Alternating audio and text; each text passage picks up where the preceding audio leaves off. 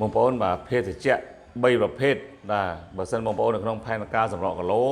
បងប្អូននៅតែញ៉ាំគឺមិនងាយឲ្យបងប្អូនស្រក់គីឡូបានទេមានន័យថាពិបាកក្នុងការស្រក់គីឡូតែម្ដងអញ្ចឹងភេទជ្ជៈទី1គឺគ្រឿងកំប៉ុងបាទគ្រឿងកំប៉ុងទាំងឡាយផ្អែមមានទឹកក្រូចឬក៏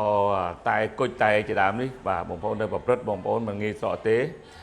ទី2ភេសជ្ជៈទី2គឺស្រាបៀរបាទអញ្ចឹងស្រាបៀរបើសិនបងប្អូនមិនព្រមបោះបង់ទេបងប្អូននៅតែញ៉ាំវាជារៀងរាល់ល្ងាចបាទជ្ជៈនេះគឺបងប្អូនមិនងាយស្រក់ទេហើយភេសជ្ជៈទី3គឺកាហ្វេបាទកាហ្វេទឹកដោះគោបាទកាហ្វេទឹកដោះគោខាប់ឬក៏កាហ្វេដែលគេមានជាតិអីផ្អែមលាយច្បល់គ្រប់មុខនេះ3ប្រភេទនេះមិនងាយស្រក់គីឡូ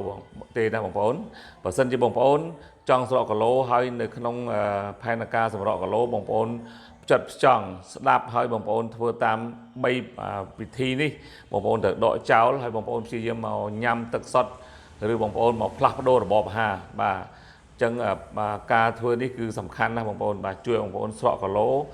ដោយមិនមានបញ្ហាដល់សុខភាពឡើយបើសិនបងប្អូនមានចង្អល់បន្ថែមបងប្អូនចង់ដឹងពីព័ត៌មានទាក់ទងនឹងការស្រក់គីឡូបងប្អូនអាចឆាតមក Facebook ឬក៏លេខទូរស័ព្ទរបស់ខ្ញុំបានបាទអរគុណច្រើន